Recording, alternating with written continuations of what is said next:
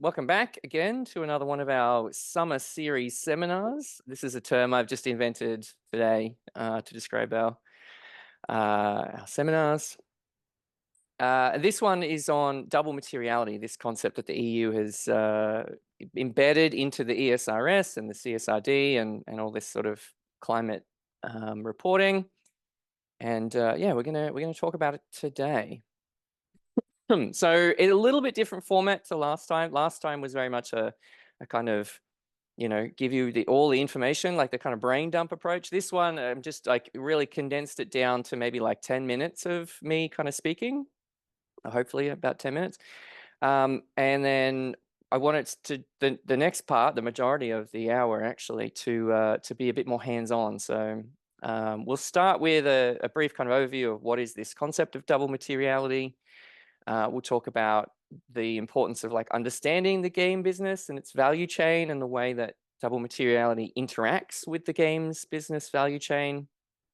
And then we'll talk about this idea of materiality itself, what counts. Basically, it's setting the approach to assessing, what is a material concern, what is a substantial concern versus, just, oh, it's a small issue. And then we'll dive into this one part of the double materiality question, which is the sort of physical climate hazards, which we were just discussing as people were kind of joining. So the framing of it is there's kind of two aspects or two dimensions to this kind of work we're doing today. There is a compliance element in that, yes, the ESRS requires us to think about double materiality and apply it, but also it really, the way that I keep seeing it talked about is that it actually should be just one part of management, a suite of management strategies that is just become standard, sort of like financial, understanding your financial position, understanding your risk profile, things like the SWOT analysis, the stuff that's just the bread and butter of managing a modern large organization. So yeah, so I think the double materiality stuff that we're going to be doing can be actually useful and productive rather than just being like, oh, here's the thing we have to do. And again, a disclaimer, I'm not a lawyer, so don't take it as legal advice, but this is like a first attempt at us like figuring out what is a really good process for the games industry to address this in a productive way. Excuse me. So what is double materiality? Well, it is a concept that the EU has introduced to cover existing concepts that were previously kind of kept a little bit separate. And it's important in the context of making games on a planet that's getting hotter and hotter, that's having more frequent fires, floods, storms, all of that kind of stuff.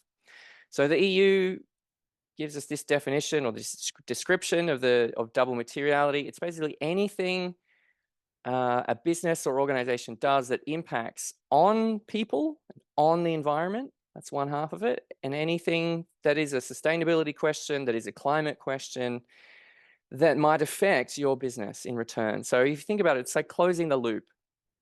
It's like, what are we doing to the planet? What's the planet doing to us? The way we've previously thought about that kind of latter part, that other half, is through the lens of climate risk. What sort of risks are we exposed to?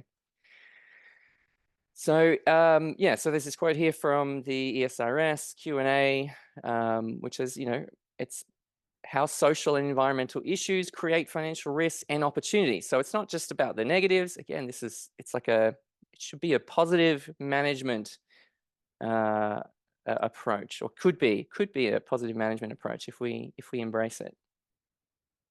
Why do we need this concept of double materiality? Well, according to the fitness check on corporate reporting, yeah, these two perspectives are not really well understood. And EU found it necessary to clarify that undertakings should consider both materiality dimensions in their own right and include information that's material from a risk perspective and also from a kind of impact. What are you doing? What are your activities doing to greenhouse gas emissions, to biodiversity, water use, all those sorts of things. So if you were at our last webinar 2 weeks ago, you'll have seen this diagram, which I think probably we could update and close the loop. But yeah, so these are the two halves of the double materiality involved.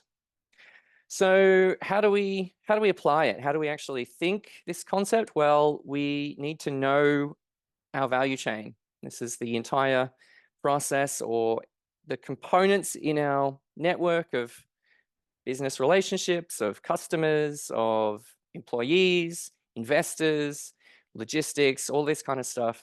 Anything that is part of the process that it takes to make a game.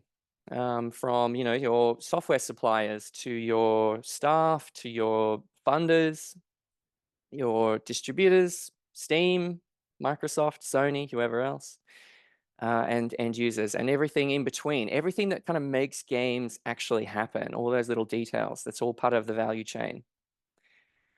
Now, the ESRS, as detailed as it is, doesn't actually require information on every single part of that value chain, because you don't need to report on every single pencil you buy, for instance, from office supplies. But if you are buying, say, $50,000 worth of office supplies, maybe then that might be a material thing. If the price of that doubles overnight because of, I don't know, wood becomes scarce, that might actually have quite a substantial impact on your business. This is a hypothetical, right? So this map here is just one value chain for a commodity. It's cocoa. And you can see there's like farmers at the very bottom, there's collectors, local traders, moving up through the value chain. Excuse me. The kind of tricky area or the difficult area that I see for a lot of organizations is that the ESRS has criteria for materiality assessment. So yeah, we need to do materiality assessment on different parts of the organization, but it doesn't say exactly, what are the thresholds, what counts as being material or not.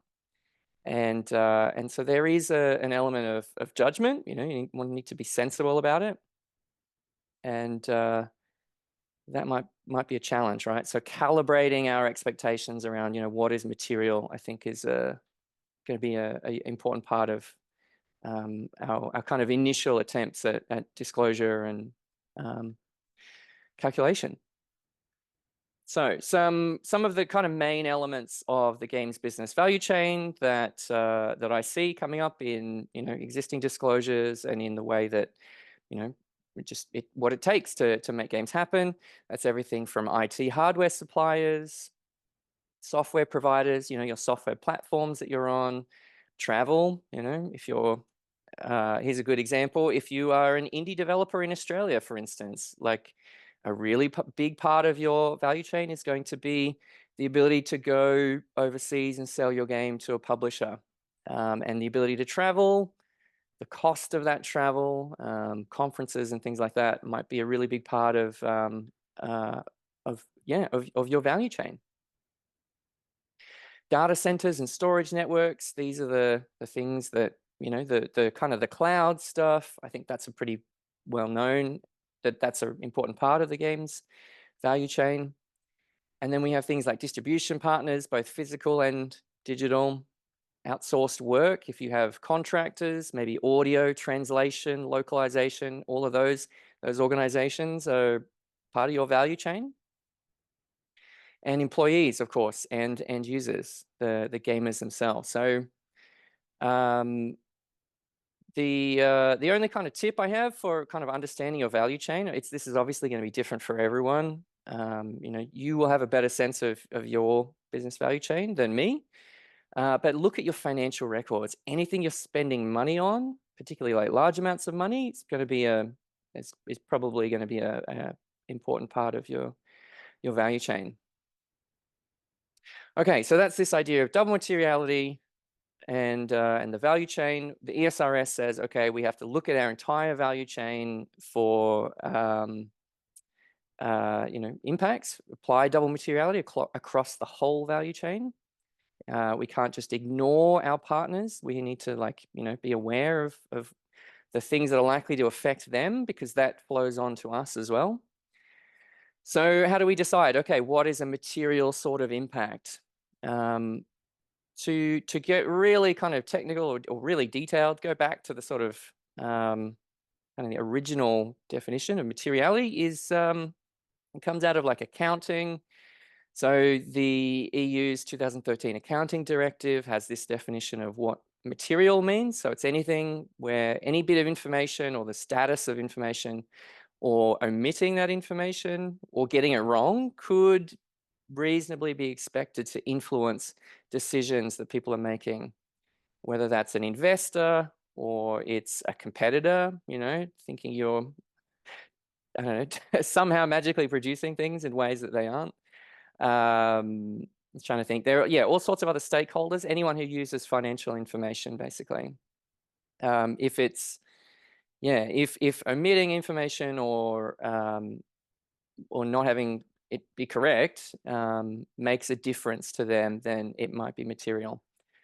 For sustainability, we kind of take that idea and then apply it to the types of impacts that we're looking at.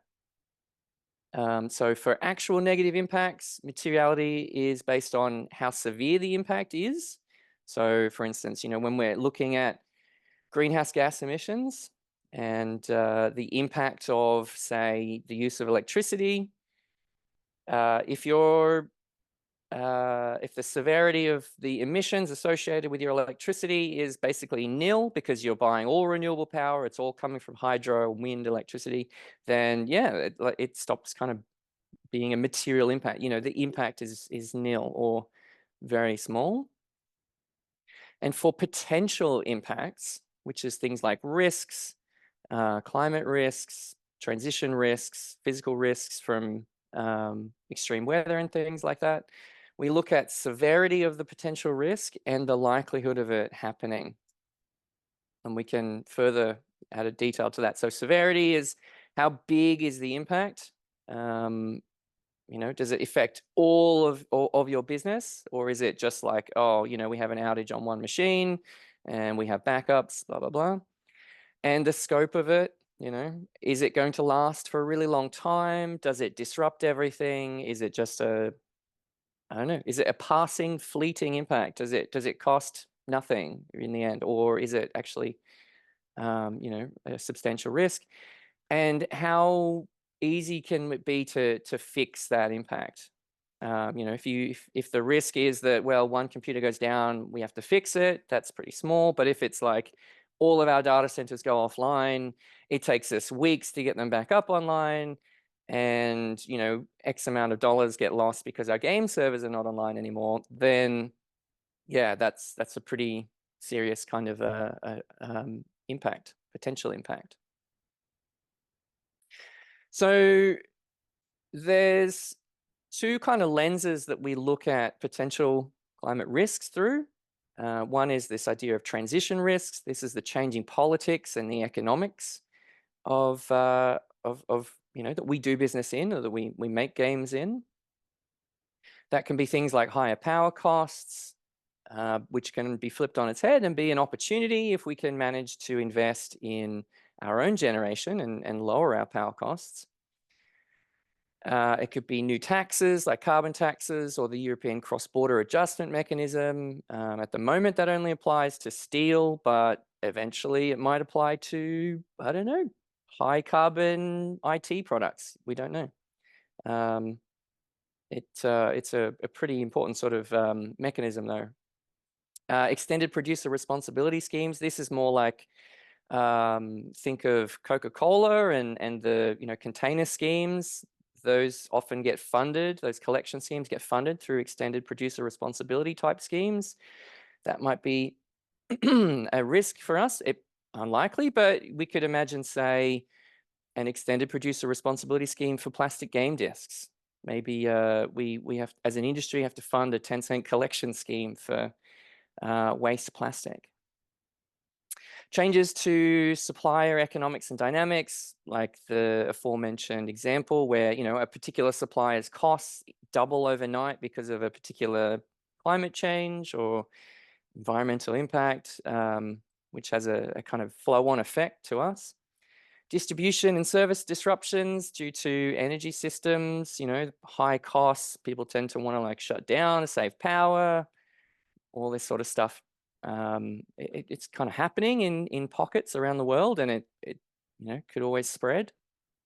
And changing demands for actual sustainability policy from employees, from customers, from the public, from governments. And again, like a lot of these risks, we can flip on their head and say, okay, well, there's an opportunity to mitigate those risks by doing things in advance, planning to kind of head them off. Energy efficiency is another one too, right? We can actually save money with energy efficiency usually as well. The other one though, the other lens that we look at climate risk through is physical risk. And this is the one we're going to spend a bit of time on today, because I think it's the one that is most, I guess, furthest from people's mind when they think about games making. And I think that in itself is a bit of a risk, right?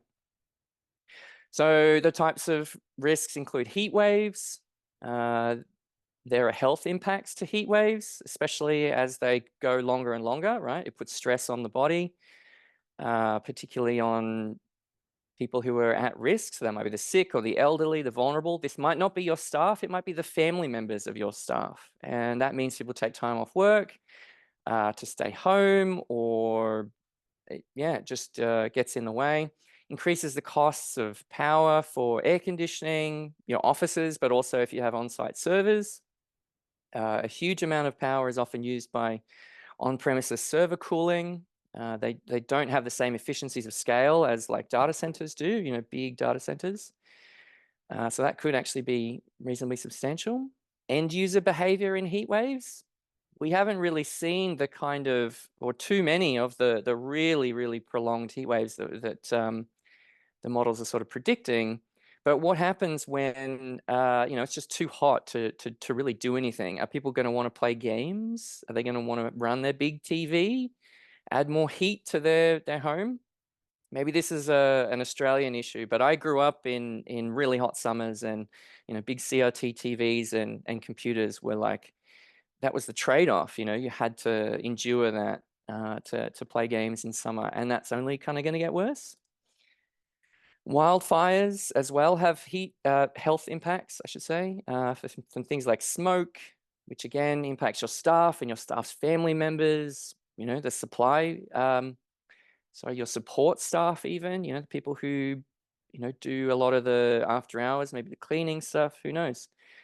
Evacuations, road closures, again, productivity becomes something that suffers. If the wildfires are really bad, they can damage power lines and infrastructure, which can, because they often happen in times of high heat, adds to stress and demand on the power system from air conditioning. You can see how these things can start to spiral kind of out of control, right? And then this was a really niche risk that I saw recently. But after fires, often, the vegetation's gone, you get a big storm, and then you get a lot of rain and landslides afterwards, which can, again, damage infrastructure. To give you an example of, some parts of the world where this is already happening, California's Pacific Gas and Electricity now switches off the power in advance in certain like really high fire risk conditions. So that might be a risk that happens, in certain parts of the world in the next 10, 20, 30 years. And I'll just go through a couple more really quickly too, because I want to actually get onto the sort of practical bit. Floods, both at coastal flooding, from storm surges like Hurricane Sandy in New York a couple of years ago, where, just New York was underwater. It damages buildings, homes, offices. There's like asset costs, insurance losses, which trigger higher premiums, loss of coverage, even in certain areas where, it just becomes not viable to carry insurance anymore. There's a city in Australia called Lismore, which has just gone through like a couple of the most extreme flooding events in the last like few years, where basically parts of the city they're just giving up on. You can't get insurance there anymore. which has all sorts of, effects on assets and all this sort of social stresses. And then water stress. This is the last one.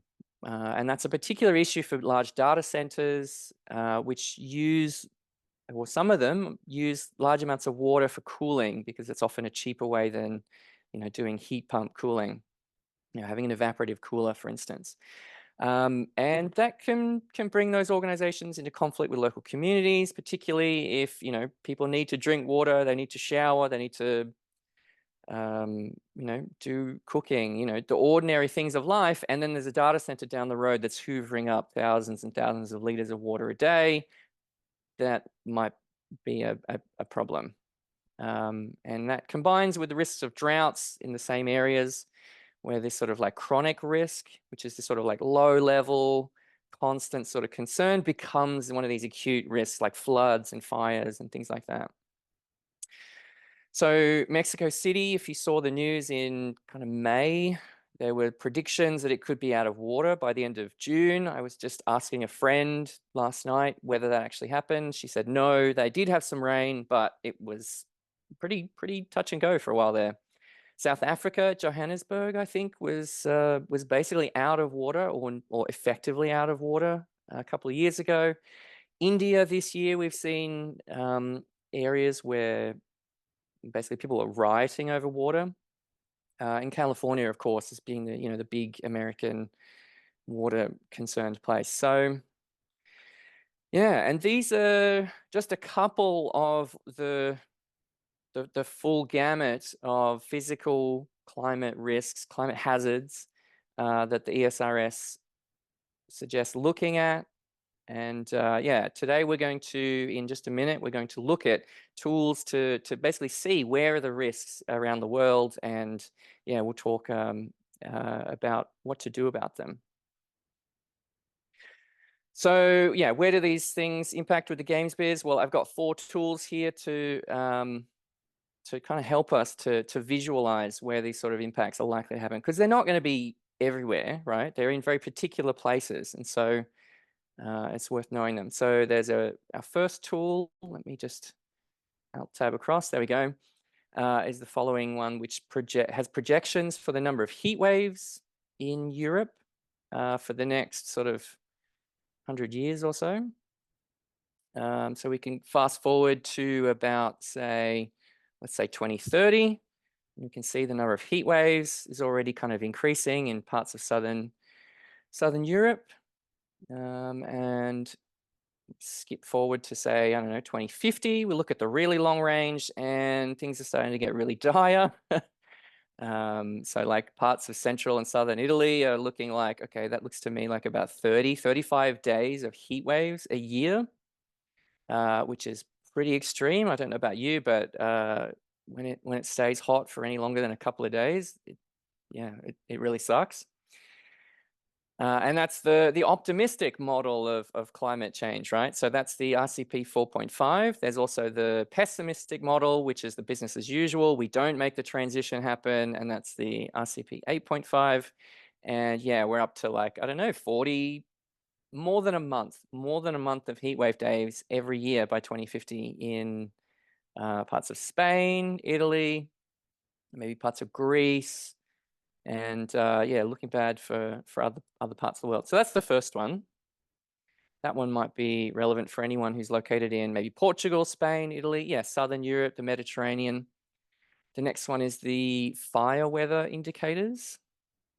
So at the moment, we're looking at the average danger of a fire season over, let's say, the near future horizon, 2020 to 2040. And we're looking at the ambitious mitigation policies. There are tools for the rest of the world. I don't have the equivalent of these two for the rest of the world, but the next two, are global ones, yes. So you can see that over the next, say, 20 years, even with kind of ambitious mitigation, it's looking like parts of, I think, is this Turkey, I think, and Greece and Southeastern Europe. The average fire danger is getting up almost to be extreme fire danger over like, all 3 months, 3 or 4 months of summer, which is quite extreme, pardon the pun. The next one is the aqueduct flood mapping. So this is a global tool. You can look at parts of Africa, Australia, Asia, wherever, for this one. So we're looking at, say, I don't know, let's pick 2030. We'll pick river floods in a sort of optimistic scenario, and I'll pick let's say 1 in 100-year flood. So you pick the size of the flood basically over here. So let's have a look in, let's check out Poland. That's a big clump of blue. Let's see what happens to Warsaw. So this tool is a little bit slow to load, I find. So if it doesn't show up to begin with, just give it a minute and it might start appearing. Sometimes I find I have to reload it too. But basically the blue squares that will start appearing and overlaying show the depth. So these are the depths in 10-centimeter increments. So we're loading a little bit here. Anyway, we'll see. There we go. Okay, so following the river through Warsaw, yeah, downstream, all of these towns are under maybe 1 meter, 2 meters of water along the river. And this is a 1 in 100-year flood, right? So this is an event that the meteorologists say we can expect to happen every 100 years. As the weather warms, as the climate warms, the atmosphere holds more water. The potential for these sort of events becomes greater. They happen with more frequency. So 1 in 100 years might become 1 in 30 years, 1 in 20 years. Yeah, it depends on the model. So that's the third one. And then the last one is Water Risks Atlas. And this is another World Resource Institute one. So I'm going to pick over here, looking at the annual water stress in, let's just have a look over Europe. So water stress is a measure of how much capacity the water supply in a particular area has to absorb, increased demand or lowered rainfall production, basically. Anywhere where the gap between supply and demand becomes, say, closer together. I think they divide I forget exactly how it works, but basically it's like, 80% of the supply in a given area is used up by demand already. That's extremely high water stress. And you can imagine that, like, okay, it doesn't take a whole lot to sort of run out of water or start depleting in those sort of circumstances. It just takes, a couple of months of drought, and then you're using more water than you have. And so, you can see parts of Ukraine, Poland, Germany, Belgium, Spain, and this is, I think, so that's the baseline. So that was the existing levels of kind of water stress. And so now we can look at 2030, and see what the future holds. And that's like, okay, parts of the Middle East, parts of Central Asia, maybe even Eastern Asia. Don't have good data in Africa, but parts of it are obviously under stress. And then North America, huge parts of the United States, which are, it's these are areas that are full of data centers in some cases. So there's, risks there. All right, so that's enough kind of talking from me. I'm going to turn it over to you now. And what I'm going to do is I'm going to open up what are called breakout rooms. So we'll put you into just some random groups, and I'm going to copy and paste the links to each of these tools into the chat. And in your groups, I want you to, have a think. First of all, introduce yourselves to each other. Say a little bit about yourself, where you are, what your game studio is maybe like, where you're located, And then think about which of these tools might be the most relevant for you, for your context, your situation. And then what did I say next? Yeah. And think about what's the severity like? Is if you had one of these sort of things happen, you had a fire, you had floods, what is it showing you about the kind of physical risks? Now, keep in mind, yeah, these might not be material. You might find that you're like, okay, great. We've looked at our value chain. We can say we make games in this place and our suppliers are all here. They're not in a fire area. They're not in a flood area. And then you can say, okay, great. But now you know, right? Now it's better to know that that you don't have that risk than to just sort of wonder. And I find it quite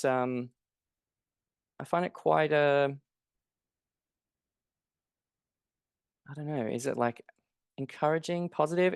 I feel like it takes away a lot of the mystery and a lot of my own personal feelings around my kind of climate anxieties are to do with kind of just the unknown. We don't know.